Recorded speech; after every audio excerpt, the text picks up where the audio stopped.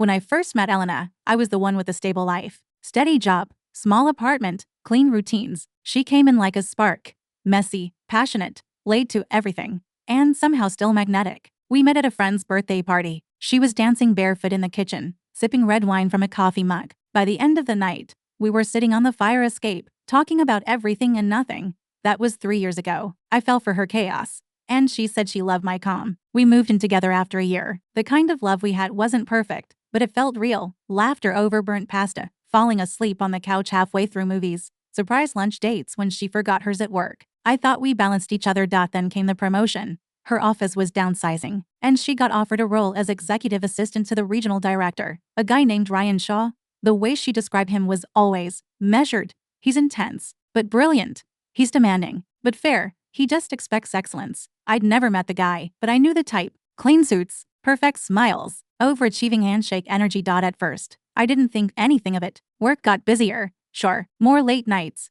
more meetings that ran long. She started getting home past 9, sometimes 10, but she'd come in, drop her bag, kiss me on the forehead, and say, "God, I missed you." I wanted to believe her. Then came the texts. It started subtle. Notifications lighting up her phone at dinner. Quick glances, typed replies. Screen flipped over. I made a joke about her boss needing boundaries. She laughed. He's just used to having access to his staff all the time. I remember asking, does he text everyone this much? She shrugged. It's mostly logistics, meetings, reports, follow-ups. I just happen to be his right hand right now. And that was the phrase that stuck. Right hand. That weekend, we went to her sister's birthday. I offered to drive so she could relax. She handed me her phone to check directions while she did her makeup in the passenger seat. A new message lit up from Ryan Shaw. "Don't forget that you owe me dinner." I stared at it. The emoji, the tone, the time, 9:48 p.m. the night before, when she said she stayed late to finish a report. I didn't say anything. I just locked the phone and handed it back, quietly switching to Google Maps on mine. Maybe it was innocent. Maybe I was reading into it, but something changed in me that day. I started watching more closely. She wasn't doing anything obviously wrong. No lipstick on the collar, no unexplainable absences. But the rhythm of us was off, like a song I knew by heart suddenly skipping beats. One night, we were brushing our teeth side by side. I asked her about her day, and she said, "Ryan was on fire today. I swear, just, ugh, genius brain." She laughed, spitting into the sink. I smiled, but I felt something twist in my chest. And then, the next morning, it happened. I was packing her lunch. She walked in behind me, slipped her arms round my waist, and said softly,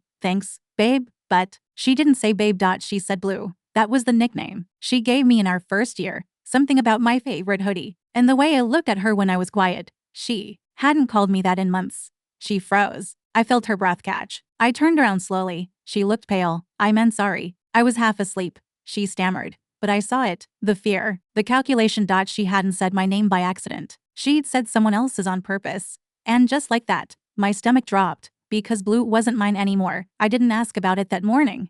I didn't accuse. I didn't yell. I just kissed her on the cheek and told her to have a good day at work. And then I stood in the hallway for 10 full minutes after the door shut, listening to the silence of the apartment and wondering if I had just watched something die. That night, I waited for her to come home. She texted around 6:45, "Running late. Ryan needs help finalizing some reports. Might be a late one. Love you." She used to call me after messages like that. Used to apologize with her voice. Now it was all text, clean, distant, curated. I made dinner anyway. Kept the food warm. Every car outside made me check the window. Around 9:30, I got tired of pretending to wait and put the leftovers in the fridge. At 10:17, the front door opened. She slipped in, already mumbling about how brutal the day had been, how she didn't even have time to eat. I nodded, quiet. She hugged me from behind while I stood at the sink. I didn't lean into it.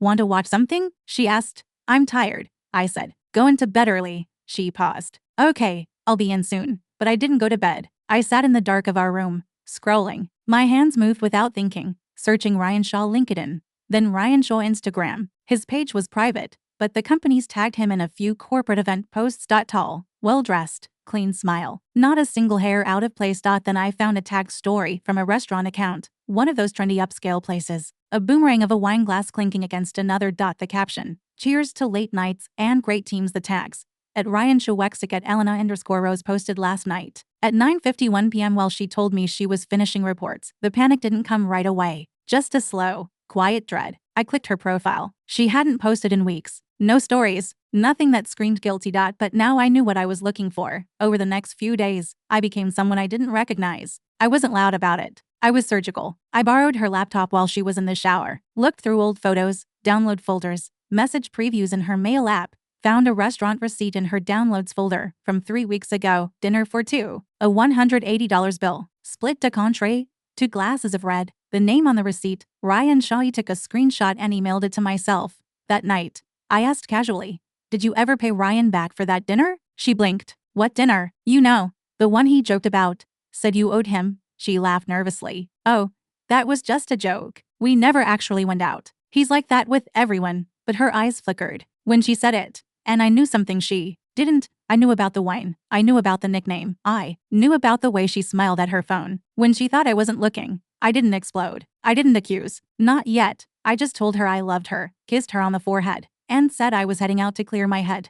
And then I drove. Not anywhere in particular, just away, because I needed to think. Not about how to save us. But how to leave her without letting her destroy me first. I didn't go back home that night. I slept in the car, parked under a faded street lamp outside the park where she and I used to walk in our early days. The air was colder than I expected. I didn't sleep much, just sat with my hands on the steering wheel, staring out into nothing, thinking about how something so steady could crack so quietly. By morning, I wasn't angry, just done. When I got home around 7 a.m., she was still asleep, curled on her side, one arm draped over the empty half of the bed like she was reaching for someone. I showered, packed a bag, and wrote her a note. Not a dramatic letter, just a few lines. "You called someone else by the name you gave me. You lied about where you were. You don't have to explain anything.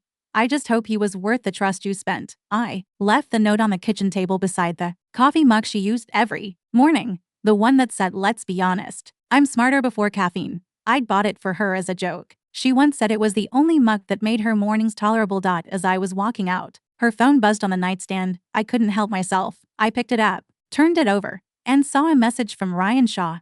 "Still thinking about last night. Your trouble." It was 6:42 a.m. The man had no fear, no pause, no guilt. Just another line in another thread of someone else's life. I put the phone down without reading more. I didn't want details. I didn't want to become the guy who scrolled through messages looking for reasons to be more broken than he already was. She didn't deserve that part of me anymore. Instead of slamming the door or throwing something or waking her up with 1,000 questions, I left. I didn't block her. I didn't change my number. I just stopped replying. For days, my phone filled with her calls, her voice messages, her texts. "Where are you? Can we talk? I messed up. I know, but it wasn't what you think. Please. I'll do anything." It was one night. I was drunk. He kissed me first. "I miss you. Come home. I need you." Then, silence. And then, one last message. "I guess you never really love me if you can walk away this easily." I read that one twice, and I laughed. Not bitterly, just lightly. Because the truth is, I did love her, more than she ever understood. But love isn't staying silent while someone ants pieces of your heart to someone else and calls it a mistake. Love isn't pretending you didn't hear your name replaced with another's. Love is knowing when to walk away with your dignity, your silence, and your last shred of self-respect. It's been 6 months. I moved out of the city, found a smaller apartment near the water, started over. Some days are harder than others. Trust feels heavier now, like something you have to carry in both hands, but I'm lighter without her. She left with her boss. I left with my name.